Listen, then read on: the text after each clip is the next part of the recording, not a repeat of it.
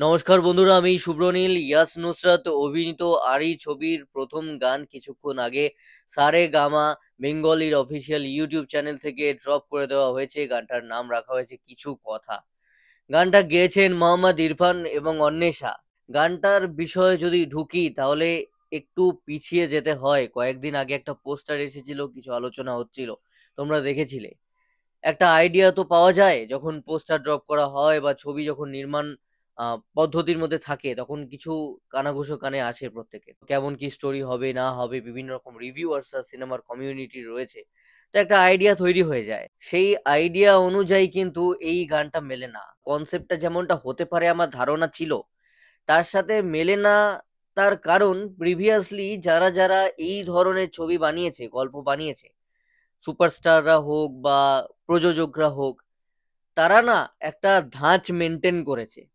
সেটা গান হোক বা ছবির ঘরানাতে হোক, তার ভিজুয়াল ট্রিটমেন্টে হোক। এই ছবিটা কেমন হবে সেটা নিয়ে কিন্তু আমার কৌতূহল অনেকটা বাড়িয়ে দেয় এই গানটা কিছু কথা। এর ভিজুয়াল ট্রিটমেন্ট চরম, ব্যাপক।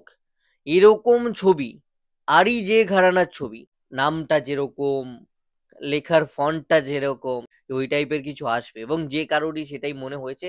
গল্পটা হয়তো কিছুটা তাই। ইয়াসদা চেষ্টা করেছেন, নুসরাতদি চেষ্টা করেছেন, তাদেরই প্রোডাকশনের দ্বিতীয় ছবি আরি। তো ছবিটার গানটায় কিন্তু তারা কোনো রকম খামতি রাখেনি। লোকেশন ভালো একটা জিনিস, কিন্তু সেই লোকেশনটা ভালো সিলেক্ট করে তার মধ্যে থেকেও বাছাই একটা তো ব্যাপার হয়, যে আমি এই দরজাটার সামনে দাঁড়াবো, আমি এই জায়গাটাতেই বসবো। মানে একটা রেস্টুরেন্টে অনেক সুন্দর দিক আছে, সুন্দর করেই রেস্টুরেন্ট সাজানো হয়, কিন্তু তার মধ্যে আমি বেস্ট জায়গাটাকে বেছে নিয়ে সেখানে শুটিং করব।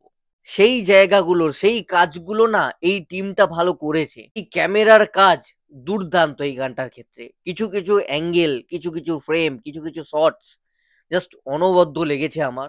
এই ধরনের ছবির ক্ষেত্রে এই ধরনের গান আশা করা যায় না। আমি একটা খাদান ছবি হলে বা একটা সেন্টিমেন্টালের ক্ষেত্রে আশা করতেই পারি, কিন্তু যেখানে ছবির নাম আরি এবং এই আরির ধাঁচের প্রিভিয়াস আমি ছবি দেখে নিয়েছি, তাই আমি এমন গান আশা করিনি। গানটা একদম কমার্শিয়াল ছবির ট্রিটমেন্ট পেয়েছে এবং গানটা হিট হতে চলেছে। আবারও ওই একা রাত শেষ আমাদের বা কি একখান গান বানাইছে, এই যে গানগুলো যে লেভেলের হিট হয়েছিল, তোমরা অপেক্ষা করো কয়েকটা দিন, কিছুটা মাস, হিট হবে। গানটা শুনতে যেমন মিষ্টি, গানটা দেখতেও ততটাই ভালো লাগে। অনেক ক্ষেত্রেই দেখা যায় যে গান খুব ভালো, ভিডিওটা দেখবার মতো নয়, আবার ভিডিও খুব ভালো, অডিওটা ভালো হয়নি। এই গানটা কিন্তু পারফেক্ট দুদিক থেকেই। যতটা আমি ভিজুয়ালি দেখে আরাম পাচ্ছি, শুনেও আমার কান ততটা তৃপ্তি পাচ্ছে। ইয়াসদা চেষ্টা করেছেন একটা সিম্পল ভাবে নিজেকে প্রেজেন্ট করবার, এক্সপ্রেশন ওয়াইজ। যদিও ইয়াসদা ভীষণ সুন্দর দেখতে, তাই ইয়াসদার না ওই সিম্পলিসিটিটা দর্শকদেরকে বোঝানো একটু টাফ। চেষ্টা করাটা একরকম। জিৎদা এবং ইয়াসদা এই দুজন পার্সোনালিটি আমি দেখেছি, যাদেরকে তুমি জোর করে না, তুমি যদি গরিব সাজিয়ে দাও, ছেঁড়া ফাটা শার্টও পরিয়ে দাও, তোমার হবে না। তুমি এই দুজনকে না গরিব সাজাতে পারবে না, মানে এদের একটা ফিচার্স আছে। নুসরাত দি ভালোই লাগছে, একটু শহুরে, একটু বড়লোকি ব্যাপার রয়েছে তার মধ্যে, তার গেট আপে, তার চাল চলনে। সেটা নুসরাত দি কোথাও না কোথাও ফুটিয়ে তুলতে সক্ষম হয়েছেন। ওই বিল দেখেই আজদা চমকে উঠছেন, এটা না ঠিক যাচ্ছে না। মানে ওনার লুক ওয়াইজ না ওই ব্যাপারটা যায় না। অ্যাটলিস্ট এই গানটা একটা ভরসা দেয় যে আর এই ছবিটা প্যান প্যানানি সিরিয়াল মার্কা একটা ছবি হবে না। এই গান তো আমার চরম লেগেছে।